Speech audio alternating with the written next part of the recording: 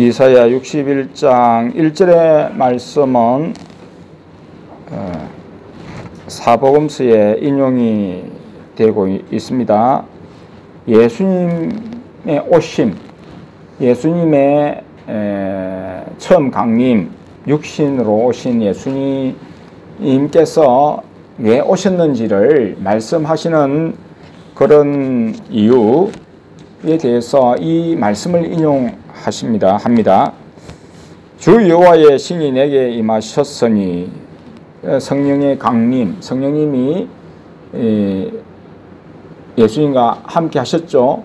세례 요한에게 요단강에서 세례를 받으실 때에 성령이 비둘기같이 임하셨고, 또 하늘이 열리고 하나님의 음성이 들렸습니다. 내 사랑하는 아들이다, 내 기뻐하는 자라 하는 그런 음성이 들리고, 그걸 다른 사람은 듣지는 못했겠죠.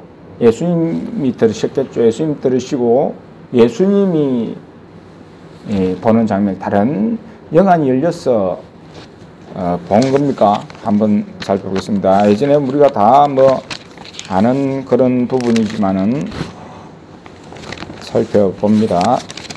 마태복음 3장 16절에 예수께서 세례를 받으시고 곧 물에서 올라오실 새 하늘이 열리고 하나님의 성령이 비둘기같이 내려 자기 위에 임하심을 보시더니, 예수님께서 보았다는 거죠. 예수님께서, 다른 사람은 보지 못하는 부분입니다. 그 다음에 하늘로서 소리가 있어 말씀하시되 이는 내 사랑하는 아들이요 내 기뻐하는 자라 하시니라. 그렇게 세례 요한에게 세례를 물에서 받으실 때에 이렇게 하늘이 열리고 하나님의 아버지의 음성이 들리고, 그렇죠? 내 사랑하는 자라, 내 기뻐하는 자라. 그 다음에 성령님이 임하셨다. 주의 오늘 본문에서 주 여호와의 신이 내게 임하셨으니, 이거 예수님을 지금 미리 말씀하시는 겁니다. 오실 예수님에 대해 말씀하시는 거죠. 오실 예수님의 사역에 대해서 말씀하시는 겁니다. 예수님이 오실 때에 어떤 일을 하실 거다 하는 부분을 미리 구약에서 예수님 오시기 전에 700년 전에 이미 말씀하시는 겁니다. 그래서 이사야는 예수님 오시기 전에 700년경에, 기원전 700년경에 사역자다 이 말이에요. 그래서 주 여호와의 신이 내게 임하셨으니 이는 여호와께서 내게 기름을 부어사, 왜 성령님이 임하셨느냐, 왜 세례를 받고 이 성령이 임하셨느냐, 기름을 부어주시느냐. 이 그리스도라는 말은 그리스도의 삼중직이라는 게 있잖아요. 그리스도의 삼중직이라는 것은 왕 기름을 붓는 세 직분이 있잖아요. 세 직분이 기름을 부어서 이렇게 임명하는 세 직분, 왕, 그 다음에 제사장, 그리고 선지자. 그래, 예수님은 세 직분을 동시에 가지신 분이다. 그래서 삼중직이다 그렇게 말합니다. 기름을, 어쨌든 예수님 임명을 받았다. 하나님으로부터 임명을 받은 하나의 표시가 기름 붓는 겁니다. 왕에게 예전에 기름을 부어서, 이렇게 이스라엘 왕은 기름을 부어가지고 왕으로 삼았고, 그렇죠? 제사장도 기름을 부어가지고 제사장으로 삼았고, 선지자도 하나님이 기름을 부어가지고, 이 말은 성령이 임하셨다, 하나님이 임명하셨다, 그 말과 같다 이 말이죠. 그래서 다른 사람은 몰라줍니다. 다른 사람은 알지 못해요. 모릅니다. 그러나 세례 요한에게는 하나님 알려주셨죠. 알려주셨습니다. 저 사람이다, 저 사람이다 하는 걸 알려주셨고, 그래서 세례 요한은 자기는 그 신발끈도 풀기도 감당하지 못하는 사람입니다. 예수님의 신발끈도 감당하지 못하는 분이다. 나는 물로 세례 주지만은 내 뒤에 오시는 예수님은 불로 세례를 주실 분이다. 나는 감당하지 못하는 분이다. 그리고 예수님은 흥해야 하고 나는 죄해야 합니다. 예수님은 참 자꾸 이렇게 흥해지고 저는 약해지고 죽어도 좋습니다. 예수님을 위해서 내가 이 땅에 태어났고 왔으니 예수님이 이제 본격적으로 사역하시면서 두각을 드러내시면 나는 이제 서서히 역사의 뒤안길로 사라져도 좋습니다 하는 그런 마음을 가졌다 이 말이죠. 그래서 예수님께서 이 땅에 오셔서 하실 일을 이사야를 통해서 말씀하시고, 그리고 예수님이 오셔서 예수님이 오셔서 사역하시는 것을 기록하는 마태나 마가나 누가나 요한은 바로 이 본문을 인용하면서 성령의 기름 부어서 하나님이 함께 하셔서 사역하신 하나님의 아들이심을, 하나님에게서 오셨음을 그렇게 말씀합니다. 가난한 자에게 아름다운 소식을 전하려 하심이라. 가난한 자에게 나를 보내사 마음이 상한 자를 고치며, 그러니까 예수님이 오셔서 가난한 자에게 복음을 전하시고, 그죠? 그 다음에 마음이 상한 자를 고치시고, 마음에 상처 입은 상한 심령의 소유자들을 치료하시고, 그리고 포로된 자들, 여러 가지 거기에 죄의 포로된 자, 마귀에게 죄를 지으면 또 마귀가 역사하잖아요. 마귀가 사로잡잖아요. 그래서 죄와 마귀에게 포로된 자, 거기 또 심하게 나타나면은 간질 발작으로도 나타나고, 중풍병으로도 나타나고, 또 귀신 들림으로 나타나고, 여러 가지 형태로 나타나지 않습니까? 그 질병에 사로잡혀서 평생을 문둥병으로도 나타나고, 그래서 살 수밖에 없는 연약한 그런 인생을 예수님께서 고쳐주시기 위해서 그 노여나서 자유함을 주시기 위해서 예수님 오셨다고 그렇게 말씀합니다. 예수님께서 가난한 자를 위해 오셨고, 연약한 자를 위해 오셨고, 상한 심령의 소유자, 그리고 육신적으로 죄에 얽매이고 질병에 얽매이고 또 다른 사람의 억압에 얽매여 있는 영혼들을 구출하시려고, 구원하시려고 오셨다, 그것을 말씀합니다. 그래서 2절에 보면 여호와의 은혜의 해와 은혜의 해와 이열이라는 말이죠. 여호와의 은혜의 해와 우리 하나님의 신은의 날, 해와 날, 그죠? 년과 이 날 늘 전파하며 모든 슬픈 자를 위로하되, 그러니까 하나님 여호와의 은혜의 해, 여호와의 은혜의 이 떠 있는 해 말하는 게 아니고 연을 말하는 겁니다. 연일 겁니다. 연과 그 다음에 신은의 날, 하나님의 신은의 날, 이 해결해 주신다 이 말. 하나님이 보수하시는 날, 그런 뜻이죠. 하나님이 갚아주시는 날, 그런 말입니다. 하나님이 은혜를 베푸시면서 우리의 모든 억압, 우리의 모든 고통을 해결해 주시는 그런 그런 날이다, 그런 날이 왔다 하는 것을 전파해서 그 믿음으로 고통당하는 자, 좀 하나님의 이름 때문에, 믿음 때문에, 말씀 때문에 살아가는 데에서 고통당하며 핍박당하는 자를 위로하시고, 그렇죠? 하는 그런 날이 될 거다라는 거죠. 예수님 오시면 그렇게 해 주실 거다. 예수님이 오셔가지고 정말 고통당하는 영혼들, 얽매인 영혼들 자유케 해 주셨지 않습니까? 많은 영혼들이 고침 받으려고, 말씀 들으려고, 마음의 평안 위로 받으려고 예수님께 뭘로 왔지 않습니까? 육신적인 질병 고침 받으려고, 귀신한테 노임 받으려고 각지에서 예수님께로 나왔습니다. 그리고 예수님 고쳐주셨고, 위로해 주셨고, 치료해 주셨죠. 네, 주셨습니다. 근데 이것이 그때만 해당되는 게 아니고, 예수님 육신으로 오셨을 때만 해당되는 게 아니고, 지금도 여전히 유효한 말씀이고, 지금도 이루어지는 말씀이다. 이것을 우리는 생각해야 됩니다. 예수님에게 성령이 임하셔서 임명하셔서 그렇게 역사하셨던 것처럼 오늘날 우리에게도 성령님이 신약에 예수님이 부활하시고 성천하신 다음에 오순절에 임하시고 그래서 또 많은 영혼들을 치유하시는 우리를 제사장으로 삼으셔서 사도들을 제사장, 믿는 제자들을 제사장으로 삼으셔가지고 그렇게 기름을 부으시면서 치료를 하셨지 않습니까? 치료를 하셨습니다. 그리고 뭐 야고보서에 보면은 아픈 사람에게 기름을 바르고 기도해 주라. 그러면은 하나님이 치료해 주신다 하는 말씀도 있지 않습니까? 야고보서 5장 보면은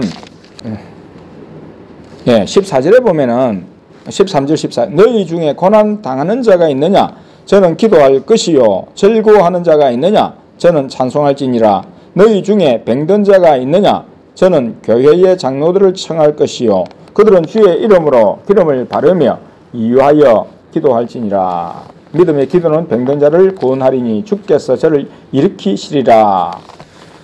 이런 말씀 있습니다. 그래서 이 말씀대로 뭐 그냥 올리브 기름을 바른다 다른 어떤 기름을 발라서 치료하는 그런 사례도 있습니다. 그래서 나음을 받은 사례 믿음으로 그렇게 예수님 말씀을 따라서 뭐 어떤 기름을 발라서 그렇게 한 경우도 있지만 이 성령이 임하셔서 우리가 영적으로 하면은 성령님이 친히 임하셔서 그렇게 고쳐주십시오 하는 그런 기도로 받아들일 수가 있습니다.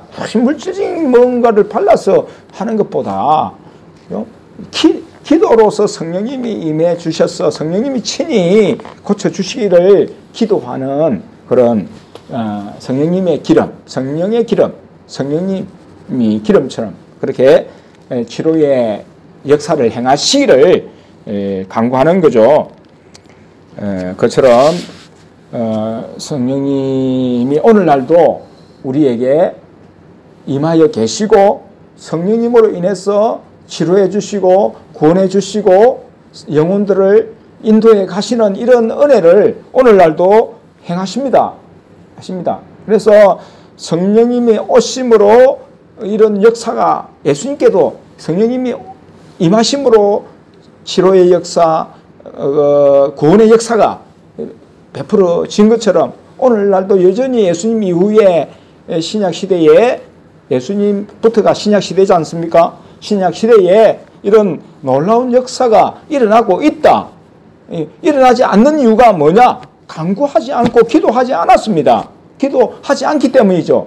하나님을 믿는 믿음으로 간절히 기도하고 원한다면은 하나님께서 성령을 보내주시고 성령으로 기름 부어주시고 성령님이 강하게 역사하신다. 이 사실을 우리는 믿어야 됩니다. 믿고 행해야 된다.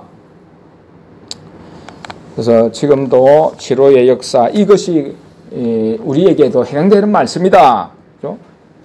성령의 기름 부음 받는 자, 임명받은 자들은 하나님의 강한 역사가 있다. 그래서 사도행전에 보면은 기름 부음의 역사라고 하잖아요. 사람들이 지금도 뭐 기름 부음의 역사, 성령의 기름 부으심이라고 하는 그는 은혜가 나타난다 이 말이죠. 하나님의 은혜가 눈에 보이는 것처럼 체험된다, 나타난다 할 때에 성령의 기름 부으심이라 합니다. 성령이 은혜를 막 부어주신다 이 말이에요. 그런 역사가 지금도 있을 수 있는데 지금 사람들은 간구하지 않으니까 간절히 사모하지 않으니까 지금은 이 참 컴퓨터가 발달하고 인터넷이 발달하고 한 50년 됐습니까?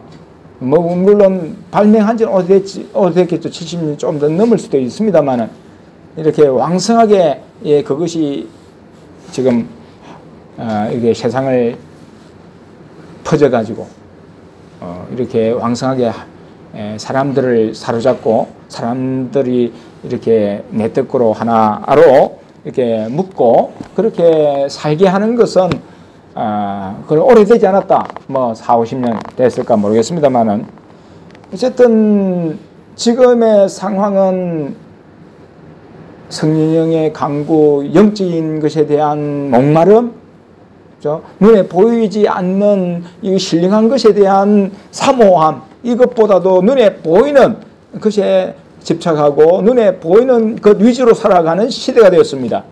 사람 중심에 사는, 사람 중심으로 눈에 보이는 것 위주로 살아가는 그런 시대가 되었다. 그것이 바로 인터넷으로 인한 폐해이기도 합니다. 뭐 인터넷을 통해서 영적인 것을 접하는 수단도 될 수도 있지만은 그것보다도 더 영적인 것에 집중하고 영적인 것을 바라보는 데 대한 그 힘을 약화시키고 오히려 육신적인 것을 바라보게 하고 듣게 하고 쫓게 하는 수단이 더 되고 있다. 그래서 교회도 마찬가지입니다. 성도들도 마찬가지죠. 그래서 영적인 것 붙드는데 어렵다. 붙드는 게 힘들다. 의지를 발동하는 게 힘들다 하는 거죠. 기도하는 거에 더 힘들다. 그래서 성령의 역사를 사모하고 성령의 역사가 이 시대에 또 교회에 나타나는 게 어려워졌다. 그렇게 볼 수 있습니다. 어려워졌다 볼 수 있습니다. 왜? 그것이 늘 가까이 함께 하니까.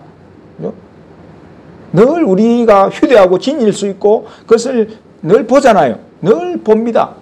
세상 소식을 확인하고 눈에 보이는 뭔가를 확인하고 궁금해하고 그것에 어떻게 보면 사로잡혀 살고 있잖아요. 그러니까 영적인 것, 하나님을 생각하고 눈에 보이지 않는 것에 대한 사모함, 이것에 대한 생각할 겨를이 거의 없다 이 말이죠. 빼앗아버렸다. 우리의 마음의 여유를 어떻게 보면은 빼앗버리고 그 여유를 다 그것이 채우고 있습니다. 그런 상황 속에서 성령의 역사, 성령님의 인도, 성령님의 간섭이 역사할 여지가 점점 줄어들었고 없어졌다. 기도보다도 기도도 덜 하지 않습니까? 기도도 거의 못하지 않습니까? 어떻게 보면은 그렇게 사람들이 사로잡혀 살아가고 있다. 이런 상황 속에서 우리가 여기서 노인남을 받는다. 이런 현상적인 것, 세상적인 것, 이런 것에 노인남을 받아야만이 진정 예수님 인도하시는 길로 갈 수가 있는데 여기에 사로잡혀 있다. 뭔가 어떤 다른 취미, 다른 어떤 즐거움에 취해 있다. 그것이 뭐 사물일 수도 있고 그것이 어떤 사람일 수도 있고 그것이 어떤 내가 목표를 이루고자 하는 어떤 꿈일 수도 있고 세상적인 꿈, 야망 그런 것에 사로잡혀 있는 한 영적으로 나아갈 수가 없다 이 말이죠. 이 교회가 성령의 기름 부으심을 사모한다 하지만은 그런 행태를 띠면서 하나님 주시는 온전한 것을, 거룩한 것을 취하기가 어렵게 되어 있다는 것을 우리는 알아야 됩니다. 그래서 이런 상황 가운데서 하나님께서 우리를 건지시기를 원하신다. 그 모든 것에서 자유하게 하시고 하나님만을 바라보고 하나님의 인도를 따르기를 원하시고 그리고 죄에 짓눌러 살아가는 죄에 포로되어 있는 영혼들을 건지시기를 원하신다. 은혜를 전파하기를 원하신다는 거죠. 오늘 본문에 보면은 이스라엘을 엄청 높이실 거다는 거죠. 지금까지 고통받고 지금까지 비참하게 살았습니다. 슬픈 상태로 있었습니다. 그런데 하나님께서 오셔가지고 이제는 그 슬픔을 거두시고 기쁨을 주시고 그리고 무너진 것을 수축하시고 다시 회복시켜 주시고 그리고는 다른 사람의 핍박과 빼앗김을 당하는 게 아니라 다른 사람들이 재물을 바치고 물질을 바치고 그들이 주는 그 재물을 먹으면서 영광을 얻고 그리고는 제사장으로서 그렇게 살게 될 거다. 그렇게 말씀합니다. 6절에 보면 오직 너희는 여호와의 제사장이라 일컬음을 얻을 것이라. 사람들이 너희를 우리 하나님의 봉사자라 할 것이며 너희가 열방의 재물을 먹으며 그들의 영광을 얻어 자랑할 것이며. 그러니까 지금까지의 제사장은 특정한 부류지 않습니까? 이스라엘이라고 다 제사장이 아니지 않습니까? 레인들 속에 제사장이 나오지 않습니까? 레인 속에 대제사장 아론으로부터 시작해서 아론의 자손들은 대제사장이 나오고 그 다음에 레인들 거의 대다수는 해막에 수용되는 자들도 있고 물 깃는 자도 있고 또 그릇들을 이렇게 챙기는 자들도 있고 또 문지기도 있고 레인인 가운데 제사장도 있고 그렇습니다. 그래서 그런데 그들은 뭐로 살았습니까? 제사장 대제사장은 뭘로 살았습니까? 하나님의 백성들이 이스라엘 백성들이 내는 11조와 헌물을 통해서 그들은 일하지 않고 살았습니다. 그러나 그들은 기업이 없었습니다. 하나님이 여호수아를 통해서 기업을 나누실 때도 기업을 주시지 않았습니다. 땅을 안 주셨다 이 말이에요. 땅을 안 주셨습니다. 분배를 안 주셨습니다. 그들은 하나님께 예배드리고 제사드리고 수용되는 일로 살아가도록 그것만 하도록 그 일만 열심히 하도록 다른 어떤 걸 안 주시고 재산을 안 주시고 그냥 11조와 헌물로만 살아가도록 그렇게 하셨습니다. 그래서 그들은 어떻게 보면 다른 사람들 경제활동에 참여하고 이 제사장들, 특별히 제사장들은 경제활동 참여를 안 하지 않습니까? 그래도 먹고 사는 겁니다. 먹고 살도록 하나님이 하셨죠. 그 일만 온전히 하도록 하셨습니다. 그래서 이스라엘 백성들이 이제는 앞으로 모두가 제사장으로서 역할을 할 거다. 제사장은 하나님 주시는 것만 먹고 산다. 그래서 먹고 살 수 있도록 그렇게 내가 다 열방을 통해서 그렇게 할 거다. 이스라엘을 그렇게 높이실 거다 하는 그런 말씀을 하시는 겁니다. 그래서 오늘 우리가 진정으로 하나님을 섬기는 제사장, 그렇죠? 우리가 지금은 모두가 다 왕같은 제사장이라고 하지 않습니까? 베드로서를 통해서 하나님이 우리를 왕같은 제사장으로 삼으셨다. 그렇게 말씀합니다. 모두가. 그래서 이 신약시대 이후 예수님 이후에는 우리 모두가 그 하나님 믿는 백성들, 그리스도인들을 뭐라고 합니까? 제사장이라 하고 만인 제사장이라고 그렇게 칭하지 않습니까? 만인 제사장이라. 모두가 그리스도인들이 다 각각이 제사장이다. 하나님께 제사드리는 제사장이다. 임명을 받았다 이 말이죠. 그래서 하나님으로 인해 산다 하는 생각을 가지고 하나님께 충성하고 그렇게 해야 된다. 하나님 주시는 걸로 사는 사람 하나님께 충성합니다. 하나님이 주시는 걸로 산다. 하나님이 먹이시고 입히시고 하나님 모든 것 하신다 생각할 때는 누구에게 충성하겠습니까? 하나님께 충성합니다. 그런데 내가 내 힘으로 먹고 산다. 내가 때 빠지게 돈 벌어 먹고 사는데 뭐 하나님 도와주신 게 뭐 있냐? 하나님이 해주신 게 뭐 있냐? 할 때는 하나님께 충성 안 합니다. 그런 마음을 가진 자는 하나님 충성 안 해요. 지금의 북한의 실정이 그런 거죠. 배급을 할 때 당에서 배급을 할 때는 당에 충성을 하기만 했으면 돼. 먹을 것 해결 받으니까 나라가 해결해 주니까 그 해결해 주는 그걸 위해서 충성을 했어요. 지도자에게 충성을 한 겁니다. 지도자가 먹이고 막 입혀준다 생각하니까 충성을 했어요. 그런데 지금은 나라에서 전혀 도와주는 게 없습니다. 너 알아서 살아라 합니다. 오히려 먹고 살게 돼도 그게 자기 물건이 안 되고 자기 게 안 되니까 빼들어 갑니다. 다시 오히려 그 내 재산이 지켜지지도 않고 내 재산이 보호가 안 돼요. 북한은. 그래서 내가 빼 빠지게 버려가 자식들 내가 먹이 살리고 또 내 가족 먹이 살리고 이렇게 하는데 국가는 도와주는 것도 없이 오히려 빼들어 가기만 하고 충성이 생겨나겠습니까? 충성이 생겨나지 않죠. 충성이 안 생겨나는 거죠. 그전에는 국가에 다 책임지니까 충성한 거지.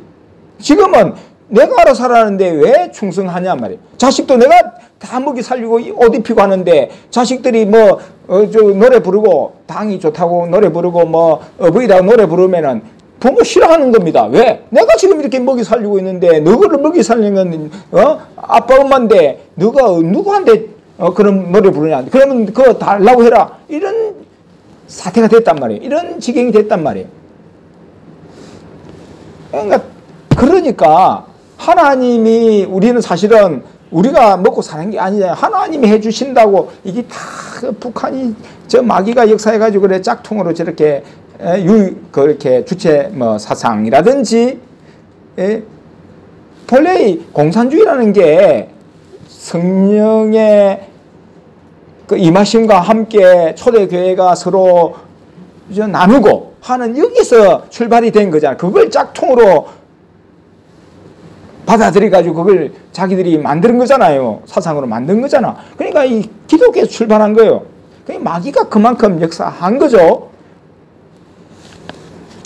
지금 눈에 보이는 북한 사회 애들 볼 때 그렇다 이 말이죠. 그러니까 우리는 하나님이 사실은 우리가 이래서 사는 게 아니지 않습니까? 하나님이 모든 것 여건을 허락해 주시고 하나님이 하라고 하시고 인도해 주셔서 된 일이라고 생각하는 사람, 믿음을 가진 사람은 하나님께 충성합니다. 하나님이 주셨다 생각하는 사람 하나님께 충성하는 거고, 내가 열심히 했다고 하는 사람은 하나님 못 믿고 안 따르는 거고 불평하고 원망하면서 사는 거고, 그런 것을 예로 들은 겁니다. 들은 건데, 어쨌든 제사장은 하나님 거로 사는 사람이다. 하나님 주시는 거로 사는 사람이다. 하나님께 예배하고 하나님을 섬기니까 하나님이 다 이렇게 해주신다는 믿음 가지는 사람은 하나님 더 잘 섬긴다. 잘 섬긴다. 물론 우리가 업에 종사하면서 경제활동을 하면서 지금 각각 다 하나님 예배드리고 하나님 섬기는 제사장적인 역할을 하고 있습니다. 거의 뭐 특별히 교육자 아니고는 다 그렇지 않습니까? 근데 교육자 포함해서 다 제사장이라고 지금은 말씀하신다 이 말이에요. 특별히. 그래서 하나님께서 먹여 살리신다 하는 믿음을 가진 사람은 하나님께 충성하는 거고, 그죠? 교육자는 더 하죠. 더 영적인 거 붙들어야 하나님 먹여 살려주시니까 더 하나님 중심으로 예수님 집중해서 살아야 되는 겁니다.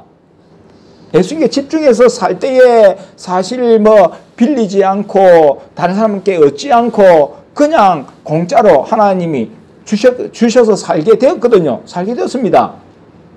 그래서 하나님은 기뻐하는 자에게 재물 주신다고 하셨습니다. 그 전도서 이 말씀을 저는 아주 기억하고 그렇게 살았습니다. 하나님이 기뻐하시는 자에게는 하나님께서 재물을 주신다.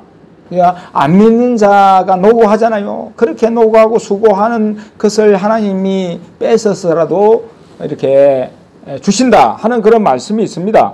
그런 말씀을 찾으려고 하는데 당장은 찾기가 좀 힘드네요.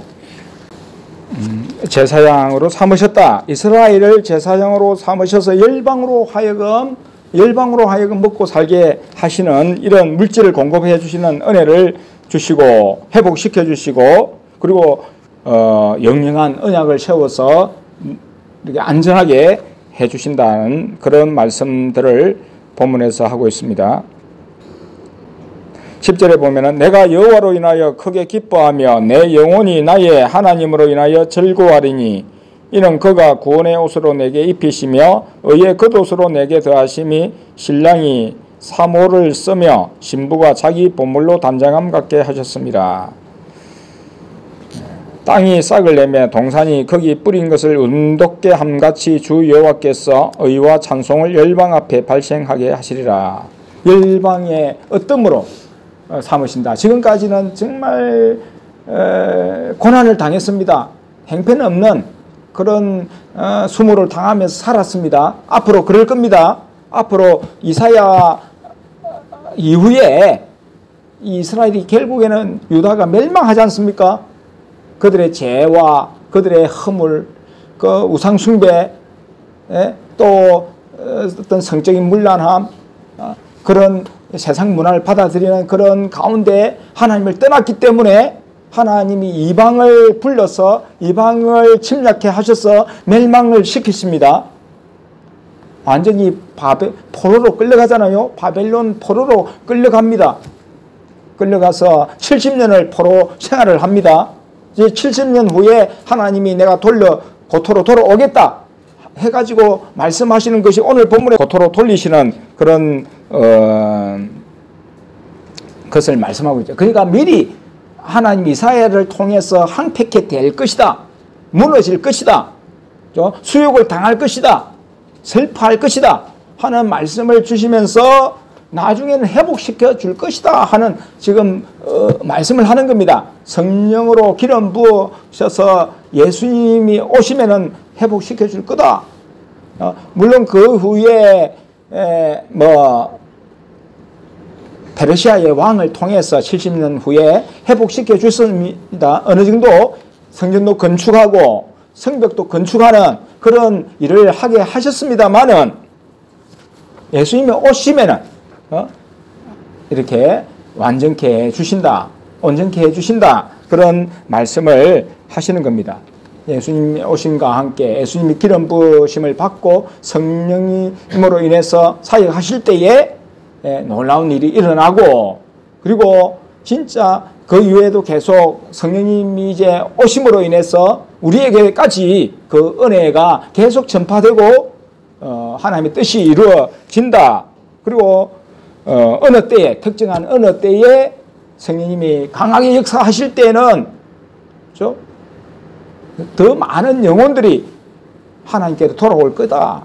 회복될 거다. 그리고 모두가 제사장적인 그런 역할을 하게 될 거다. 사역자가 될 거다. 봉사자가 될 거다. 이게 언제 이루어질 건가? 이게 정말 우리가 지금 이렇게 부름받은 것이 이때를 위함인데, 그때를 위함인데, 이때가 지금 때가 아니고, 지금 언제 몇십 년 후인가? 아마 한 80세쯤 그렇게 하실 건가? 그런 생각도 있습니다만은 하나님은 언젠가는 하실 거다. 그 믿음을 버리면 안 된다는 거. 하나님 하실 일에 대한, 분명히 우리를 부르시고 우리를 택하신 이유가 있는데 언제일까? 그때 되면은 우리가 완전히 다 제사장적인 역할을 해야 되는 사역자, 봉사자 역할을 할 거다. 할 건데 그거마저 버리고 지금 현실에 매몰돼가지고 현실에만 묶여가지고 하나님 말씀하셨지만은 그거는 뻥이고 그거는 이루어지지 않을 말 그냥 헛된 망상이고 그렇게 치부할 수가 없다 이 말이에요. 그 믿음을 버리는 일이고, 그거는 여전히 우리가 어떤 상황에 처해도 어떤 시험, 어떻게 보면 여기가 시험입니다. 지금이 시험의 과정이에요. 여기에 지금 물질도 주시고 일도 주셔가지고 세상적으로 열심히 살 수 있도록 해주시는 이거지만 이게 빠지면 안 되는 거죠. 사실은 이게 시험이다 저는 생각이 되거든요. 이런 시간에도 이게 빠지고 여기 달아 하면서 미래에 대한 소망을 버리고 영적인 소망을 버려버리고 많은 영혼들을 구원해야 되는데, 세상으로 이렇게 죄에 빠져서 살아가는 영혼들을 우리가 구원하고 살리는 임무를 맡았는데 이 일이 언제 이룰 거니까 너무나 더디고 너무나 우리가 생각하는 바대로 되어가지 않으니까 하나님 언제 그렇게 하실 건지에 대한 소망마저, 믿음마저 약화되고 버려지는, 포기하는 단계에 지금 이르렀다 생각이 되거든요. 저마저도 현실에 안주하고 이대로 살다가 천국 가면 되지 하는 생각 왜 안 들겠습니까? 듭니다. 언제 이루어질 거냐? 상황 보니까 더 악화가 돼 있잖아요. 자녀도 다 믿음 버리고 떠나버리고 그런 상황에 언제 이루어질 거냐? 그리고 사업은 잘 돼가고 있잖아. 이래 먹고 살면 되지 이 영적인 소망 예수님 오시면은, 성령님이 오셨을 때 하나님이 임하셨을 때에 우리를 제사장으로 삼으시고 사익자로 삼으셔서 죽어가는 영혼들을 살리게 하시는 이런 엄청난 그런 역할을 우리에게 맡기셨다. 지금도 삼위 하나님 계셔서 하시려고 하는 일은 그 일이다. 근데 지금은 하나님 이런 시험들을 주시고 이런 어려움들 이렇게 사실은 이게 엄청 어려움이거든요. 우리가 핍박받을 때에 다른 사람이 비방하고 욕할 때를 핍박의 때다. 정말 고난의 때다. 우리가 그때는 피부로 느끼니까 생각을 했죠. 근데 지금 따지고 보면 이게 왜 잘 돼 가잖아요. 이게 엄청난 이게 역으로 보면 엄청난 시험의 때입니다. 사실은 시험이 때예요. 그럼 뭐 자녀들도 삐끗나가잖아요. 이거 시험의 때입니다. 근데 이거 진짜 기도 못하고 기도 안 하고 그냥 막 되는 대로 살아가는 이게 시험이에요. 시험. 이게 떨쳐버려야 되는 거예요. 자식한테 붙들리고 또 세상 일에 붙들리고 내 먹고 사는 미래의 일에 붙들리고 앞날 걱정하며 살아가는데 하나님의 일만 충실히 하면은 하나님이 사실 다 살게 하시는 일이거든요. 이거 안 해도 하나님이 이 사람들 사역만 하면은요 다 사는 일입니다. 열방으로 살려주시는 일이에요. 근데 우리가 영적인 것에 사모 안 하잖아요. 그냥 내가 먹고 사는 일에 집중하잖아요. 그러니까 이게 벗어날 수 있겠냐, 이 일에.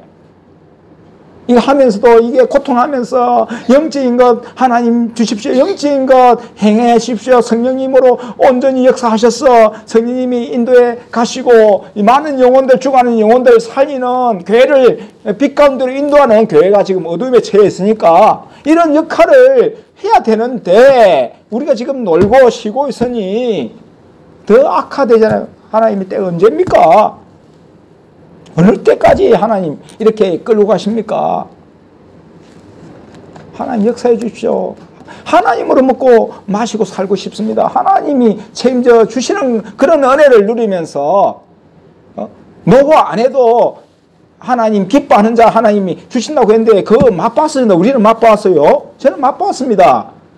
감정에서의 3년 6개월도 그렇고 그게 표징이죠. 표징. 하나님 기뻐하시는 자에게는 주신다. 때때로 믿음이 없어 구글도 했기는 했지만 하나님 주셨습니다. 기도하는 사람들, 깨어있는 사람들은 다 하나님과 하나 교통하잖아요. 하나님 그런 사람 간섭하잖아요. 그래가지고 저 사람 몰라. 간판도 없어. 해도 하나님 도와주라. 하거든요. 하나님. 모르는 사람에도 하나님 간섭해 있어서 꿈으로 보여주셔가지고 도와주라고도 하고 그렇게 찾아가기도 합니다. 간판 없다고 못 찾는 게 아니에요. 하나님 역사하시면 찾아옵니다. 하나님 이 역사를 경험하고 사모해야 되는데 우리가 그런 믿음이 있습니까? 그런 걸 강구합니까? 안 하잖아요. 안 하니까 맨날 이 수준에 살 수밖에 없다면 이게 타락이에요. 잘못하면 타락으로 갑니다. 육신적인 거 받았어도 그 육신적인 게 다라고 생각하면 그 타락입니다. 영적인 거 사모해야 된다고. 하나님이 주시는 거 사모하고 하나님 인도 직접적인 인도 사모하고 어쨌든 제사장으로서 하나님 섬기는 거로 또 영혼들을 자유케 하는 걸로 고치는 걸로 먹고 살겠다 하면은 사역자 삼으시고 살게 해 주신단 말이에요. 영적인 길이 있단 말이에요. 하나님 살려주시는 길이 있단 말이에요. 그걸 원하지 않고 방언도 안 받으려 그래. 방언도 사모 안 해. 그리고 받았으면은 더 영적인 거 키우고 기도 열심히 하고 기도 해야 되는데 기도도 안 하지. 뭐 만족스럽게 그냥 살잖아요. 그러니 하나님이 더 사실은 그걸 원하실 거단 말이에요. 우리 자유 그 의지가 발동이 안 되잖아요. 기도하고 싶어도 기도하려고 하면은 기도 뭐 좀 빨리 끝내라 그러시지. 예를 들어서 끝내라 그러시지. 그 다음에 기도 뭐 그것만 해도 된다고 하시니까 기도 딱 그것만 하고 안 하잖아요. 더 그래도 기도하겠습니다. 기도 열심히 더 해야 되는데 하면서 집에 가서도 기도하고 그래야 되잖아요. 사실은. 교회에서의 짧은 기도 만족 못하고 더 하나님 앞에서 하나님과 가까이 하면 살기를 원합니다. 하나님 얼굴을 보기를 원합니다. 하면서 계속 기도할 때에 하나님 얼마나 기뻐하시겠어요? 그걸 기뻐하실 거단 말이에요. 그걸 원하실 거단 말이에요. 영적인 거 사모하는 그걸 원하신단 말이에요. 예? 네가 원하니까 그 정도 끝내. 하지만은 하나님이 하는 그는 진짜 원하시는 거 그게 아니단 말이에요. 그냥 겉으로 내가 원하는 바 하나님이 내가 원하는 바를 하나님이 주시는 뜻이다. 하나님이 원하는 바를 착각하기 쉽단 말이에요. 영적인 거 구해야 뭐 돌파구가 생길 거다 이 말이에요. 육신적인 돌파구가 아니고 영적인 돌파구가 생겨야 되는데 지금도 포기 상태입니다. 사실 영적인 돌파구를 열어야 되는데 돌파구가 안 생기잖아요. 더 상황이 안 좋아져 있잖아요. 안 좋아져 있습니다.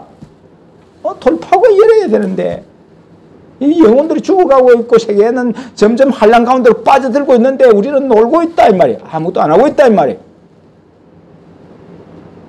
이게 죽은 거 아니냐 이 말이에요. 이게 잠자는 거 아니냐 이 말이죠. 지금 이 시험의 때다 생각이 돼요. 지금 이 시험의 때 아니면 뭐냐? 하나님이 꼭 고난을 주셔야 시험의 때가 아니거든. 축복, 물질적인 축복, 세상적인 그 축복. 이거 해가지고 성령으로 처음 시작했다가 성령이 하나님 주신 걸로 하나님께 영광 돌리고 하나님 온전히 따르면 그게 영적인 건데 그게 아니고 하나님 주시는 것, 하나님 주시는 건강, 하나님 주시는 힘 가지고 내 자신을 이해한다. 내 자신의 어떤 뭔가를 취하려고 한다. 이게 타락이거든 사실은.